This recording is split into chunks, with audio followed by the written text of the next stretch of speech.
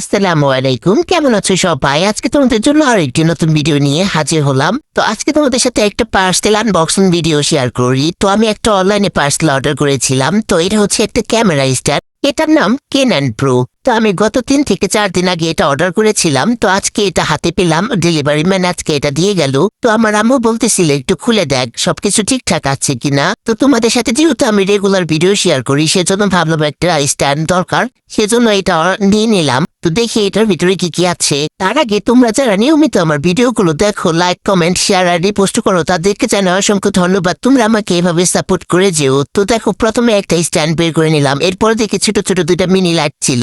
Video সুন্দরভাবে করার জন্য কিন্তু লাইটের খুব প্রয়োজন। মা এদিকে দেখিয়ে আমার যে ভিডিও শুট করে দিচ্ছিল ক্যামেরা স্ট্যান্ড হিসাবে, তার হাত দিকে কাঁপাকাঁপি শুরু করছে, কারণ এই স্ট্যান্ডের বিকল্প হিসাবে কিন্তু ফোনটা সেই ধরে রেখেছে।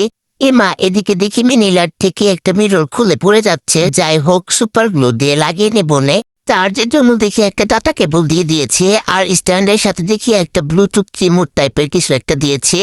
দেখি তো এটা কি, ও ছোট্ট একটা রিমোট টাইপের কিছু একটা। আর স্ট্যান্ডটা হচ্ছে উপর দিকে এরকম ভাবে টান দিলে লম্বা হবে প্রায় 6 ফিটের মতো।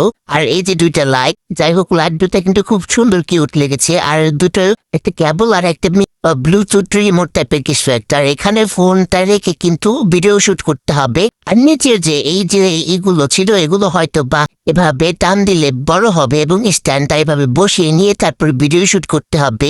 যাই হোক, আমার কাছে কিন্তু জিনিসটা বেশ ভালোই লেগেছে। তোমাদের কাছে কেমন লেগেছে প্লিজ একটু কমেন্ট করে যেও। তো আজকের মতো ভিডিওটি এখানেই শেষ। ভালো থেকো সবাই, আল্লাহ হাফেজ।